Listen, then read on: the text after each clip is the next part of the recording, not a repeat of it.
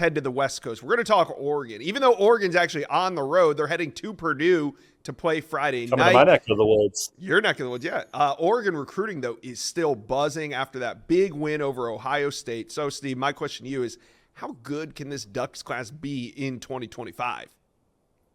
Well, I think top 3 potential for Oregon because, look, they're close on guys. They have close misses. I mean, they've been close to flipping guys like Hayden Lowe from USC, Nate Roberts from Ohio State. Now, I think those guys are going to stick, but I'm just saying, like, Oregon's in heavy talks with a lot of great players in moving the needle. And these schools, Ohio State and USC, had to battle back to keep those guys in the fold. So guard your commits when Dan Lanning and Oregon are around because the Ducks have a ton of momentum on the field, which makes them even more dangerous on the trail. All right, so this weekend they head to Purdue, but there's some flip targets I want to talk to you about. Now, they're not hosting them this weekend, but what's the latest on 5-star tight end Lincoln Kure? Because we know Oregon's trying to get him back on campus, but Kansas State holding strong here. Well, the Maryland game is what Lincoln Kure's dad told me they have in mind for a return visit to Oregon. And he's already been out to Eugene 3 other times, loves the atmosphere around the program, loves the atmosphere around the city, thinks he could live. And Oregon has never stopped recruiting this young man. Dan Lanning heavily involved, Drew Maringer. They're recruiting him as hard as anybody right now. Certainly Kansas State is giving him a lot of reasons to stay home, but Oregon is in the thick of it for Lincoln Kure, and I wouldn't be surprised if he ultimately ended up in their class. Okay, now when it comes to these Washington flip targets, who do you think is the most important one for the Ducks? Well, they don't have a tight end in the fold. We just talked about Lincoln Kure, but Vander Plug is another tight end that they're high on, and that's an important piece to their offense. Would they take them both?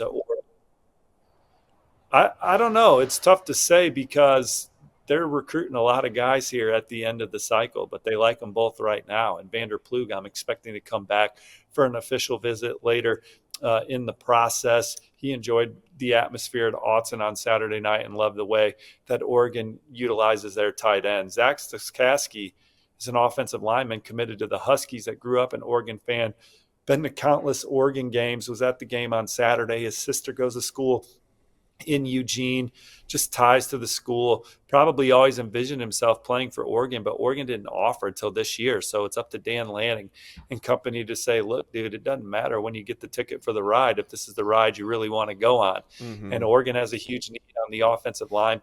They evaluated him into his senior year. He's becoming a priority recruit for them down the stretch.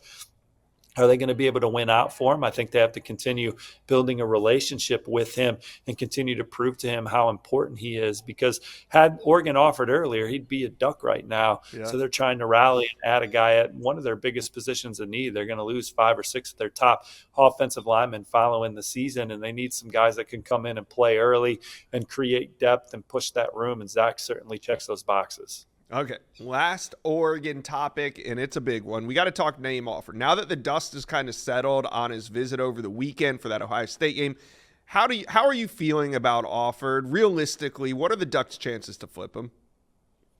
This one's going to go down to the wire. He's committed to Ohio State. He's going to be back in Columbus next weekend for Ohio State's home game against Nebraska. The Buckeyes are also going to try and get him back for the Michigan game. He's been to Auburn a few times this year for games and practices. Colorado's in there swinging per our Phillip Dukes. So maybe he visits Colorado. He's a two-way recruit for the Buffaloes in this cycle.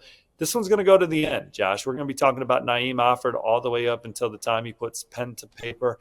And Oregon's going to be a program that we're going to mention all the way to the finish line. I think that he has legitimate interest in the Ducks, and Oregon is doing all the right things to keep Naeem Offord and his family interested. So we'll be talking about Naeem Offord for the next 2 months. All right, Duck fans, let us know. How do you think this class is going to finish? Top 5, top 3? Does it have a shot at being number 1? Let us know. Comment section below.